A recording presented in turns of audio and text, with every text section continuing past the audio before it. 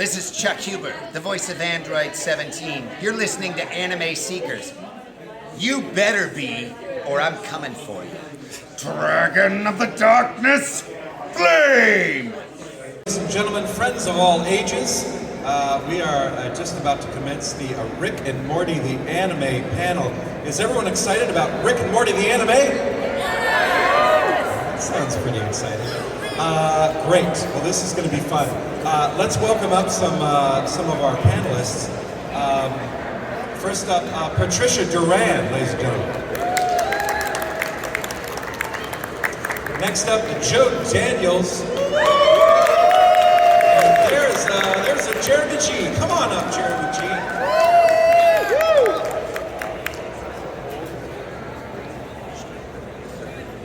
So we'll get underway. Let's start by having you all introduce yourselves and share your character from the show. Hey everybody. I was gonna go in order. Hey everybody, I'm Patricia. I play Beth and Space Beth on Rick and Morty. Hello. What's up?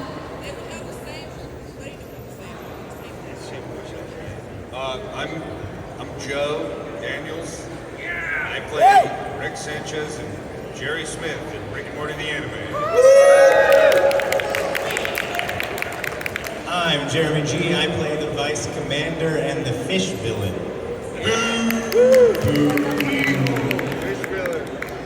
So this is fun. This is exciting to talk about because I think as everyone who's here will already know that there's a great familiarity with this property, the original Rick and Morty. It's a beloved series, and I'd be curious to ask each of you kind of your knowledge of the show as it existed, the original, and kind of your history into it before getting to this point.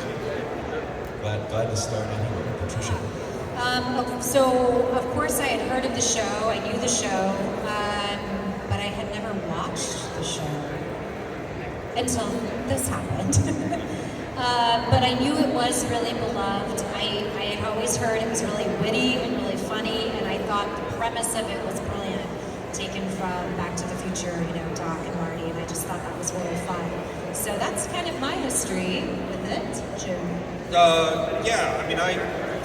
During high school, college, I watched the first 3 seasons of Rick and Morty until we got to the Szechuan sauce incidents, and I sort of distanced myself from things at that point, just for a little bit. And then I went back as things sort of, as the show sort of coalesced into what it is. I went back and I watched all of it, and then I got the role, and I watched all 7 seasons back to back twice because I was so nervous.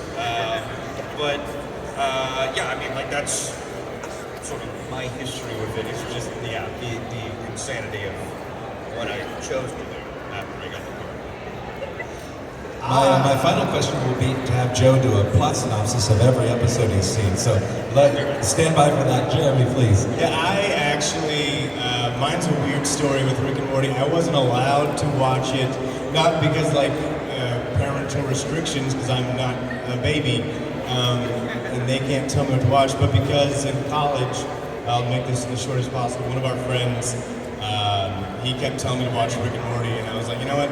You keep telling me that I'm never going to watch it, and I have committed to the bit for forever. I've never watched it just to spite our friend. Never seen it. Folks, Jeremy does not respond well to ultimatums. Do not do it. You'll be sad. Great.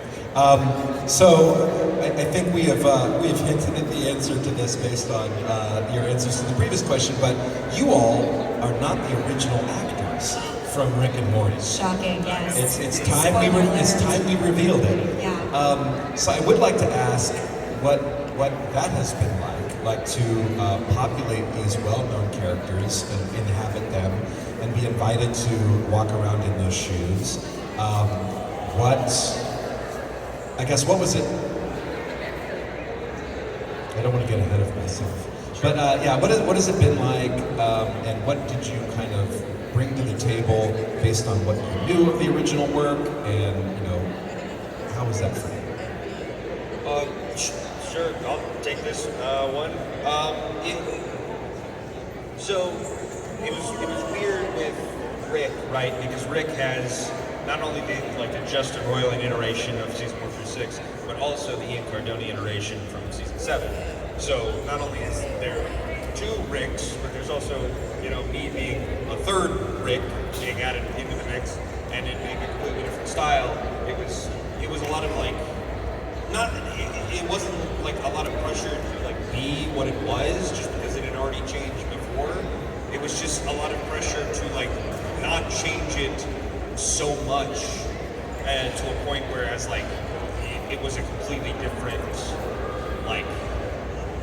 thing from the first, right? Because there was already a transition, so a second transition might have felt too jarring. I don't know. It's a difficult thing. With Jerry, it was a lot easier, just because Jerry was very stable throughout. I mean, not the character obviously, because Jerry's not stable at all.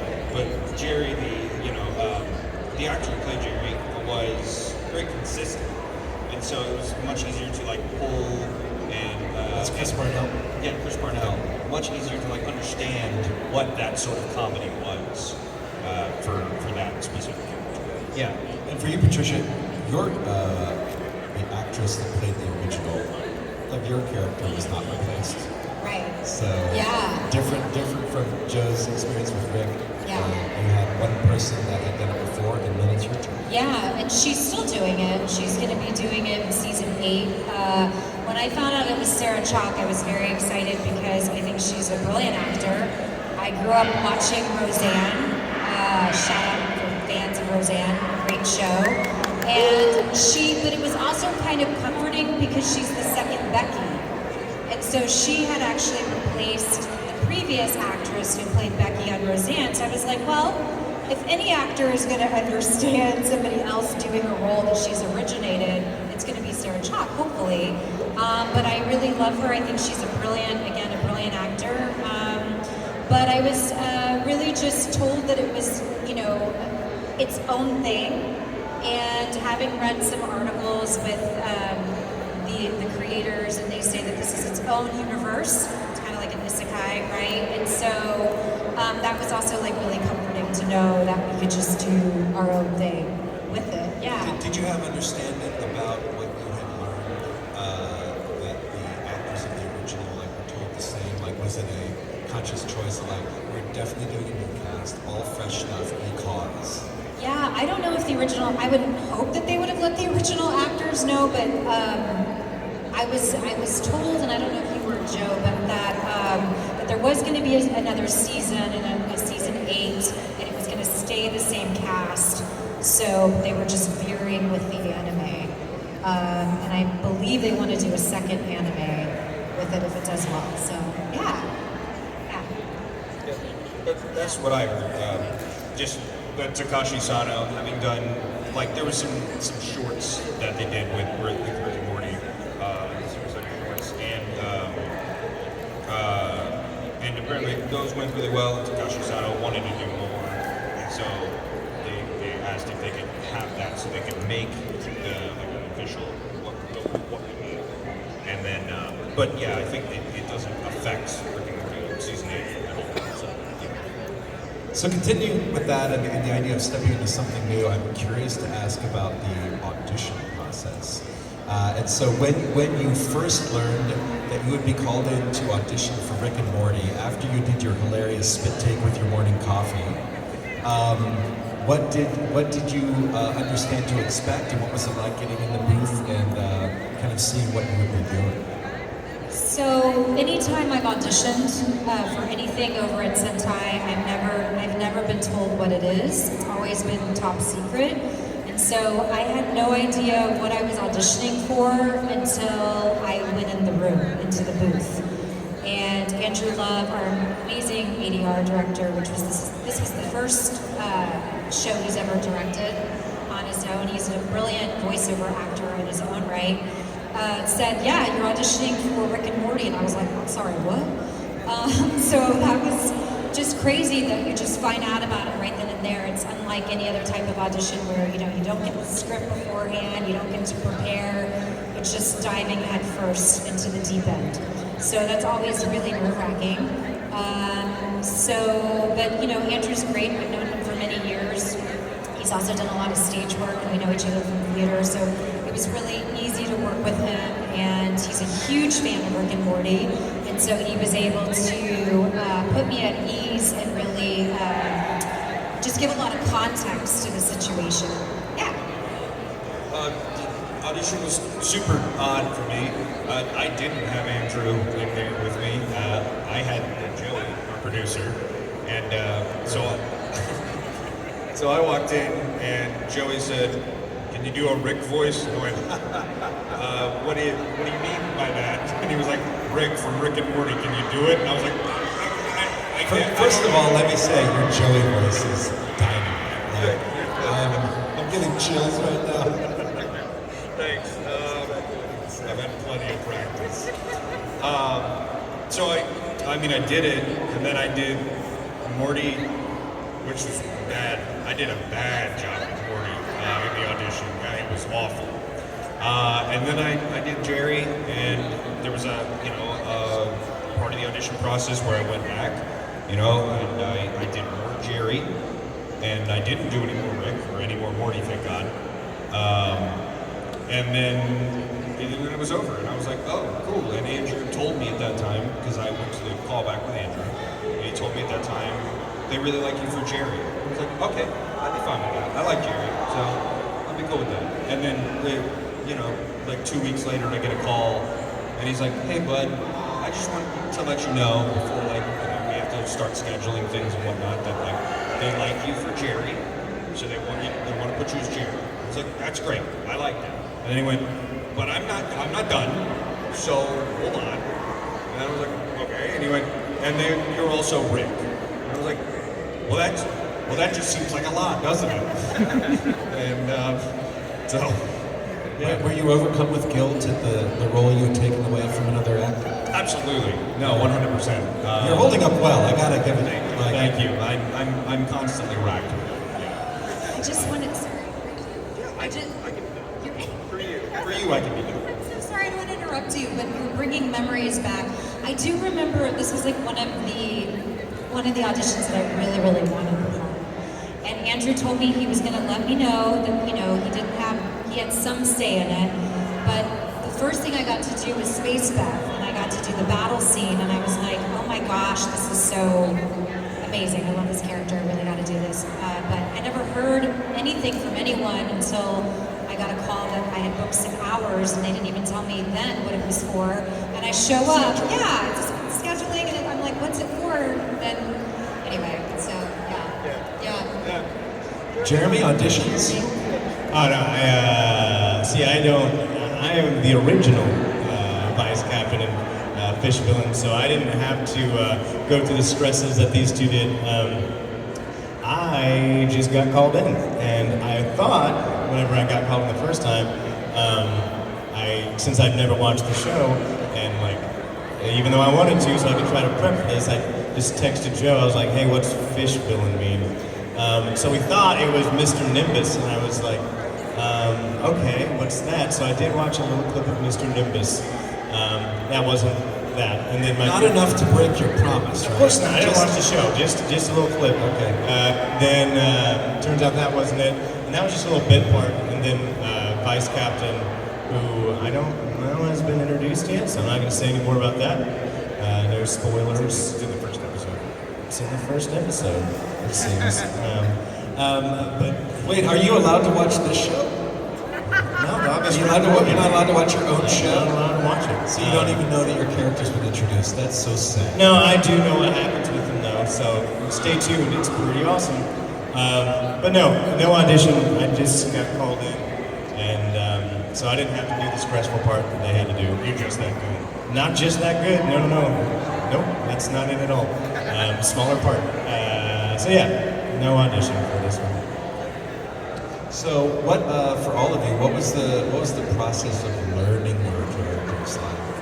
again, from the standpoint of knowing that you were tasked with creating something slightly new, but also slightly familiar. What was it like, kind of preparing yourself and knowing that you were set to go, like you had properly inhabited your character? Okay, so I read up about the show for sure. I checked out a couple of clips, a couple of episodes, and I relied on Andrew and his thoughts, and yeah, just like any dub we've done, just really learning as I go and getting a first pass at it, allowing that to inform the other takes. So that's basically the work I did on it. So for those without familiarity, can you draw distinctions between Beth and Space Beth? Coexist? So that they're both technically like moms of the kids. So Beth is in I guess the real world, I would say. It's right-ish. So it's kind of complicated. See, It is complicated, but there's probably somebody who could do a better explanation than Joe could do. Hello, everyone. I watched all 17. for the next 45 minutes, Help me out here. Help me out. So, if you guys know Rick and Morty, Beth is either the clone or not the clone. Right. And Space Beth is either the clone or There not the you go. clone, That. which is the daughter of Rick. Yeah, that's basically it. That's the only distinction. There was like a whole episode where she wanted to figure out like what she was supposed to do. She was supposed to stay here and be married to Jerry, or if she was supposed to go off and she was supposed to, have space adventures like her dad. And then that split happened, and either one of them's a clone or one of them's not. That's the differentiation. Yes. Great explanation. Thank you. No problem. And did you bring something to each different to each portrayal? Yeah, I think with Beth, she is miserable in her everyday life. She loves her family, she loves her kids, and so I think vocally, I don't know exactly how to describe it, but there's a ho-hum to her. And Space Beth, there's more like a confidence and more of a lower register groundedness, like more of a grit to her. And she's kind of everybody we would want to be, I think. Just that sheer, I know who I am, I know my identity, I know what I want, confidence to her. Self-assurance. Self-assurance, yeah. Joe? So I went through and I listened to everything that Rick and Morty had to offer of Rick and Jerry, and sitting there stressing wildly over what to bring from each performance, because they kept telling me, either during the callbacks or during the sessions, like, it doesn't have to be what other people did. It doesn't have to be what Ian Cardone did. It doesn't have to be what anybody else did. And so I thought, of course, in the back of my head, well, it has to be exactly what they did. Okay.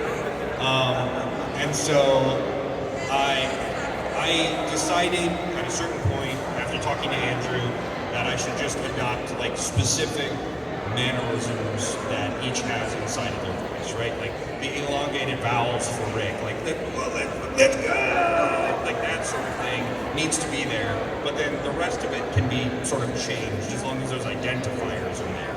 That's the stuff that people connect with Rick, or people connect with Jerry.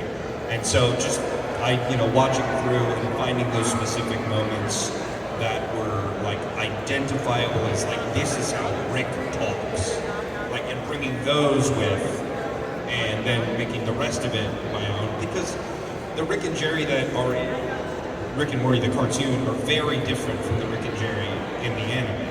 And in that Rick in the anime is very like, he's more somber, and he has like more of like a downtrodden tone to it. Like, he doesn't understand as much about what's going on. And Jerry, on the other hand, is like much happier, and he has like more going on for him than in the cartoon. Like, Jerry is such a sad sack in the anime he's happier.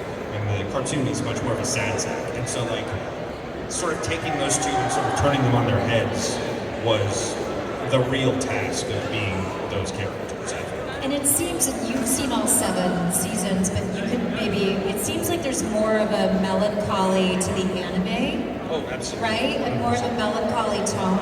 Yeah. No, definitely. There's more of like it's very, and I think that might be just the nature of like Rick and Morty being an episodic thing, and the anime being very arc-based, is that there's more time to sit inside of the decisions and choices that are made inside of that, whereas like the moment-to-moment has to happen within the episodic nature of Rick and Morty the cartoon. Jeremy, what was it like preparing Fish Villain? What was your process there?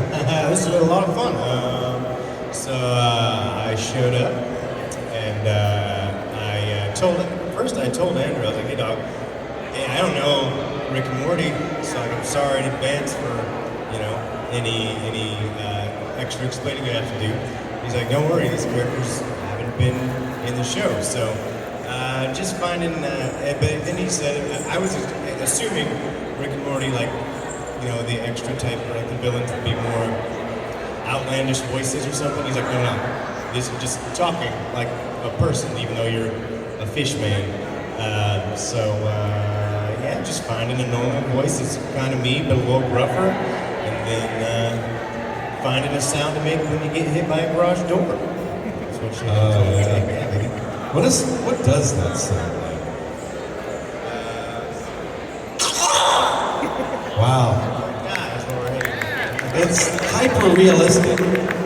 Yeah.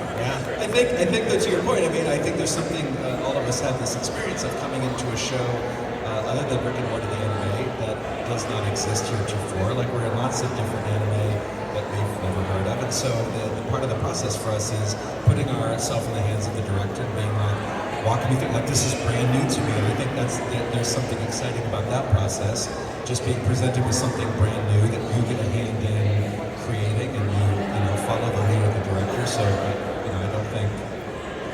I don't think you're at a deficit, Jeremy, at not knowing what Fish Villain or. Yeah, and Andrew is so good. Andrew is so easy to work with. Yeah. He explained things super well and makes you feel comfortable. That even if you do have those nerves, that I'm sure you both were like, oh my god, this is a huge role.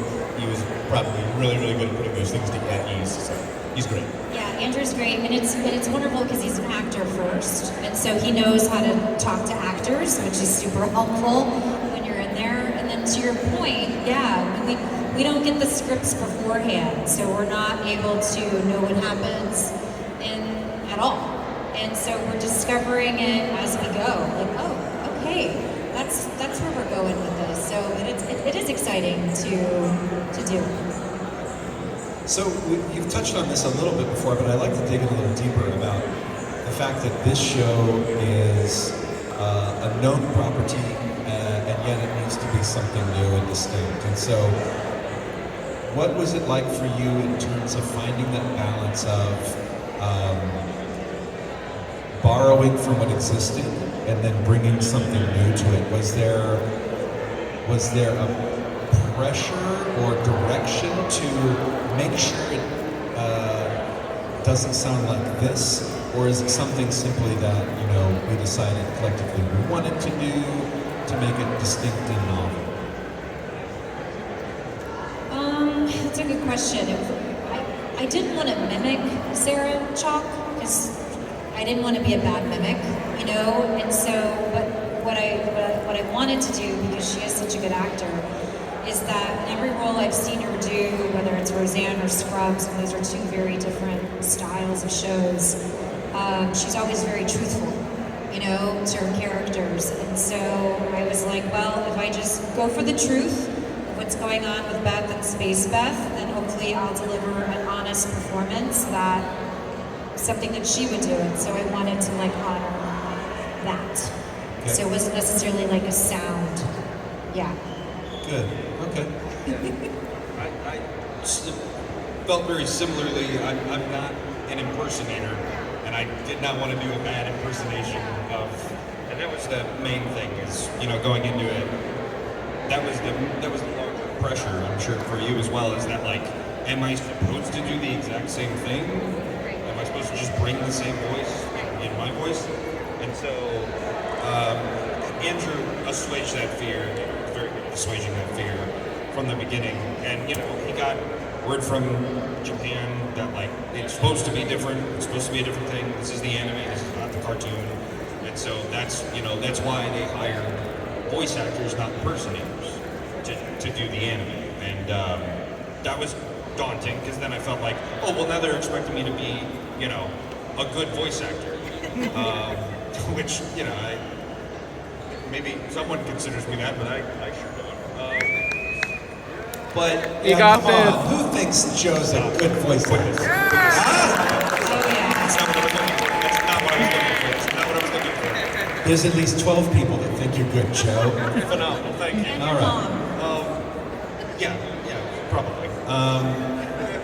She's a little more honest than that. It doesn't matter. But it became like a thing where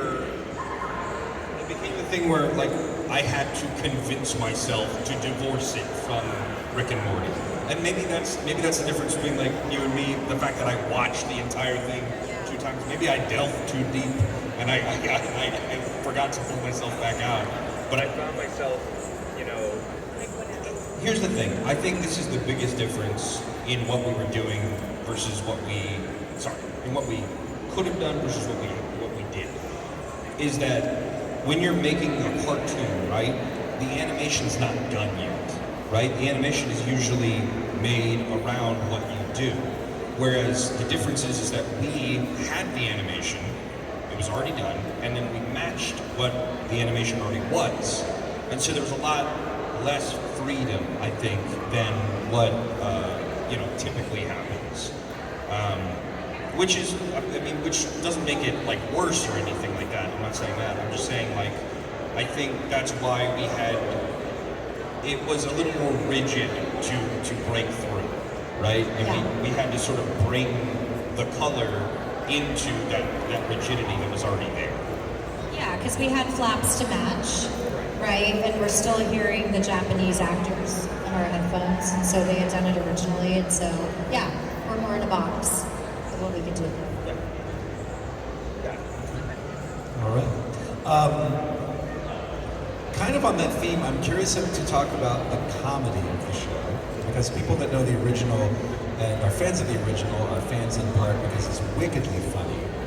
And so I think a lot of people learning about the anime version coming were curious to know, like, okay, but will it be funny?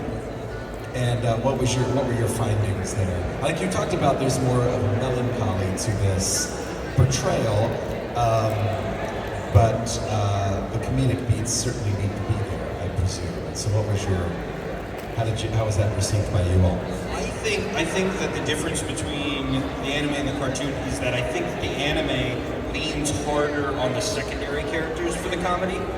I think it just leans harder. Not that the main characters aren't funny, but I think it just like with the fact that the main characters have to express more through the story, right? Because there's a through line now, is that the secondary characters catch a lot more of those comedic like thought lines, right? And a lot of that stuff. Like Jeremy's opinion, right? I got to do a lot of funny stuff with like Jerry and whatnot. And he's very much, if you know Rick and Morty, Jeremy's a secondary character, he doesn't matter. But I had to do a lot more of like explanations or monologuing or like making sure that the audience knew what was going on or what was coming next as Rick, which is like the typical sort of like vice of comedy in the cartoon, right? And not to say that he doesn't have funny moments, because he absolutely does, but he's more of like a crux in the plot. I think the witty humor is still there for sure. I think the comedy of the relationships, especially between Beth and Jerry, is still very much there.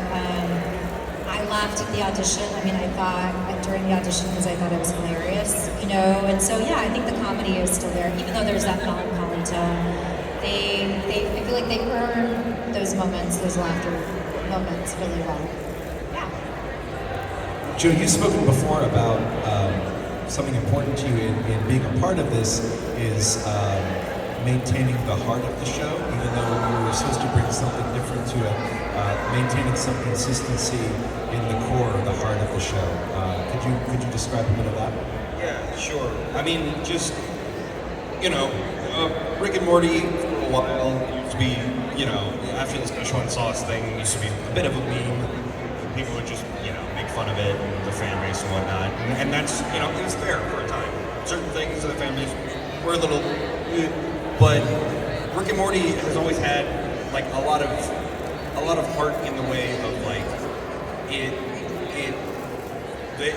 they talk about like the meta progression of Rick and Morty throughout Rick and Morty, where they're like, we got to go back to like season 1 Rick and Morty, and I think that it was in the beginning they found something special in that it was a show that no one had really done before. No one had done that like style, right? I mean, like South Park existed, Family Guy existed, that sort of episodic style existed, but at the same time there were like grander arcs and there were like really deep themes inside of that as well, right?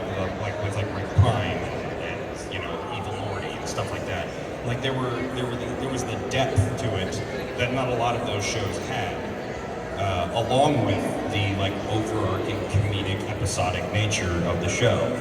And so I think that's really special, and I think, like, oddly enough, the anime keeps that core of like this melancholic arc. It's essentially like flipped it on its head, but kept the heart of what it was, right? Instead of focusing on the episodic comedy and then having sort of this underlying tone of a melancholic arc, it's more of the bringing that to the surface to maybe see what it looks like, and the melancholic arc takes the front seat and the episodic comedy sort of takes the back seat. Yeah.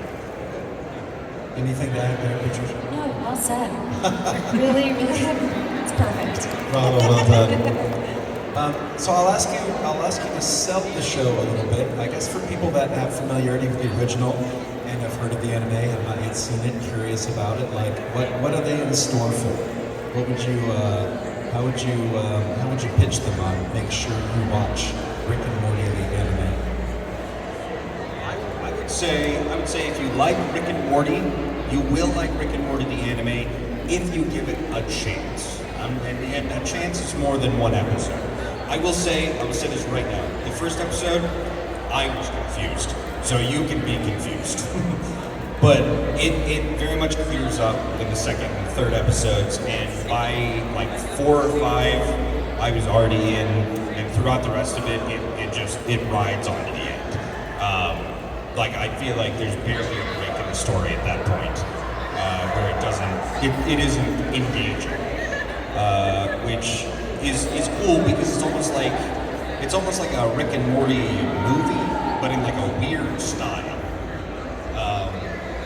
And maybe that isn't great for some people, but I think that's really cool that it was able to be made. I think Takashi Sano did a great job when writing it in general, because I think it's very difficult to sort of write long form Rick and Morty. I mean, with the episodic nature of it, long form Rick and Morty sounds extremely difficult. But I think he did a wonderful job keeping the core of the show intact inside of it. Okay. Any selling points here? Yeah, and I would say to your point that he's a huge fan, and so there's a lot of it is different. I think if you're an anime fan, well, clearly you are too, and you haven't seen Rick and Morty, then I think you're gonna really dig it. I think that those of you who are Rick and Morty fans first, it is just like a little, it's different, but I think just go into it with an open mind, but it's a blast. Yeah. And there are, I understand some highlights that are, kind of also kind of nice little bonuses as you watch, like, the characters that get hit by the garage door, like super fun moments, right? Like that's worth the price of admission. So, I want to ask,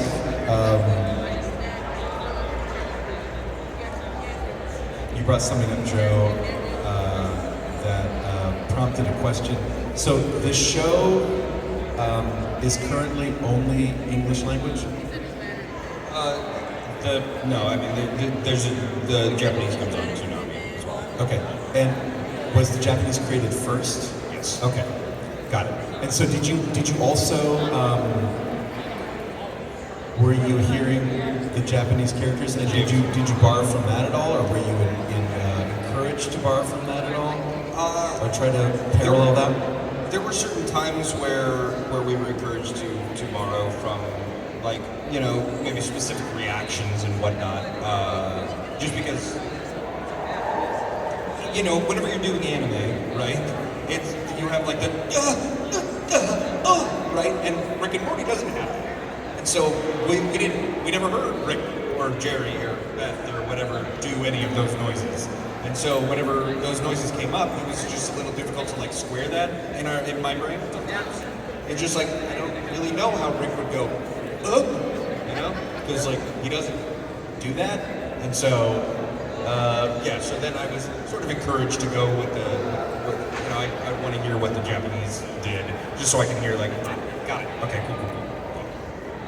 Did you hear through the grapevine or here in the studio? Could you tell if any of the Japanese actors had borrowed from the English source material in their portrayals? I don't know about that, but I do know that the Japanese actors are, and the anime also do the series as well. I see. You know? Yeah. So it is translated for Japanese audiences, as it has been for years. So yeah, you have those original actors got to come back those to are the anime, original actors but doing the not anime, but not actors. the American actors. What the heck, man? What the heck? What am I doing here? Ian Cardoni's sitting up here. I think everything worked out perfectly. You've touched on this a little bit as well, but I'd like to visit some more of it. Just generally speaking, your experience with Rick and Morty, but also spanning through other works you've done, your process in the booth, what that is like, and you know, having something that's already in front of you, that's already been drawn, you can already kind of get some emotional cues based on what is animated. Like what is your process in the booth? Like how do you get ready, especially for something that you don't know anything about? That's a great question. I personally, on my way to the studio, will do a vocal warm-up. I just need to get vocally ready to say all the words. And the main thing for me is I have to go in there with an open mind and ready for anything in terms of direction or what the story is if I don't already know who the character is, because it's a very fast process. I mean, we go really quickly. So just going in there with an open mind is half the battle, and just ready to be flexible and adaptable and really listening to what your director is saying. And then also I really do rely a lot on the Japanese as I'm listening to it, to the original actors, and I really am going between trying to pick up the context of the script and then really watching what are the facial expressions, what is the music doing. All of my senses are on sensory overload, and I'm using all of them in order to get as much information as I can about the story and the characters, because like I said, we don't get the scripts beforehand, so I can't read and do all of my homework. So it's a really fast process, so I just need to absorb as soon as I'm in there. So that's my process for it, yeah. I think I can answer this. I think the coolest thing about it is like going in, this isn't a live performance, so you're allowed to go in and try things, and you may be like, well, that wasn't even close to it, but you get that direction. But you can't be like scared to just like go for it. What you think is gonna work may not work. Or sometimes you do nail it in the first one. They're like, we like what you did, and getting to work with the director. So I think one of the biggest things I've learned since starting doing dubbing anime is like not being timid with it, no matter what. Because again, like, we don't know about it, we don't know anything. So being prepared as much as you can by warming up, like you said, and just going in with an open mind, but also going in knowing that whatever you do, it's okay if it's not great the first time. Yeah, you bring up something great here, because I think I can interject to say all of us have this experience, particularly working where we do in productions that are done at Sentai. It's a wonderfully collaborative kind of environment, and all of the directors that work there are the sorts that want to kind of partner with you to create something good. Like we're all part of a team creating something good, and there's a lot of warm hospitality in terms of come try this thing, try it out. Like let's see where this goes. And because I think people that aren't in the industry might have kind of an idea that there's super high pressure.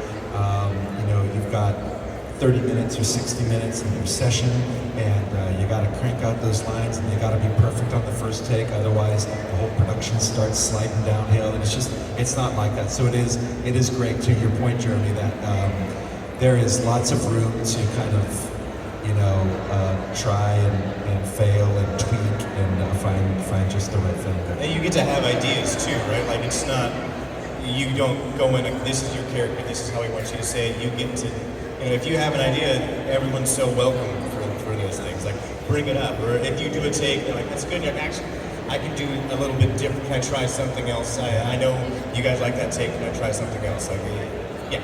And just reiterating how cooperative it is. And it's cooperative? That's a word that works. I think that works, doesn't it? Usually people give me lines to say. I don't have to come up with my own words. But yeah. To prepare, I usually, I drink a gallon of milk and smoke a pack of cigarettes. But that's like every day.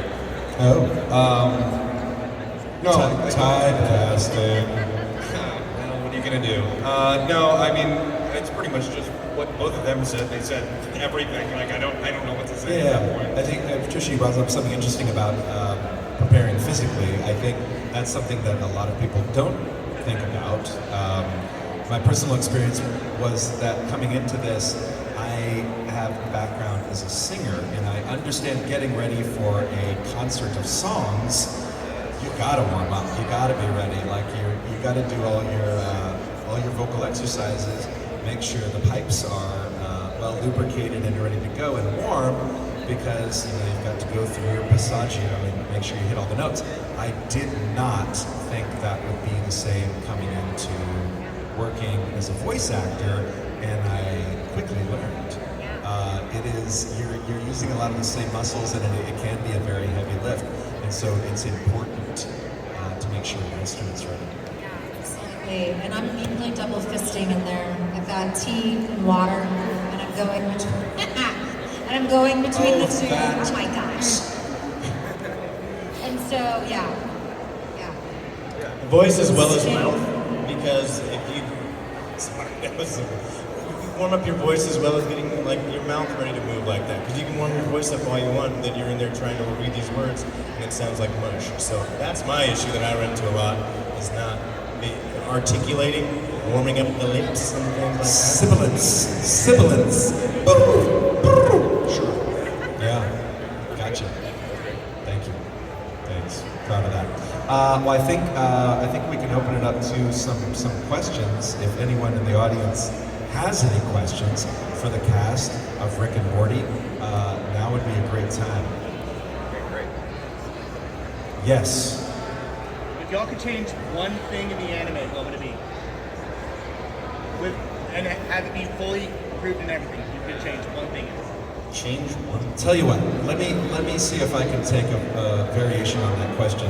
You mentioned there's a possibility of a season 2. If indeed that materializes, are there elements that you hope might be explored in a season 2?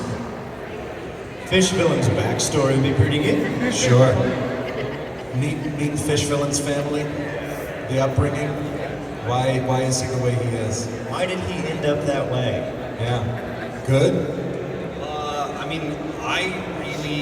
I really like a couple of things about Rick and Morty,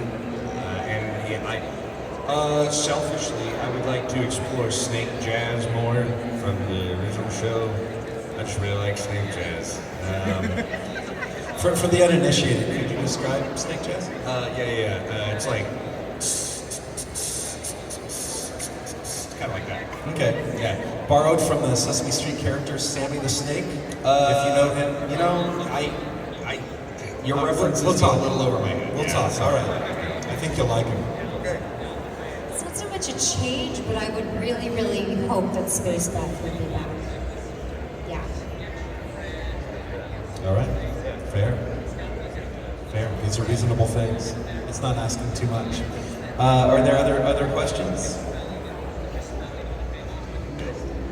You there? Anyone?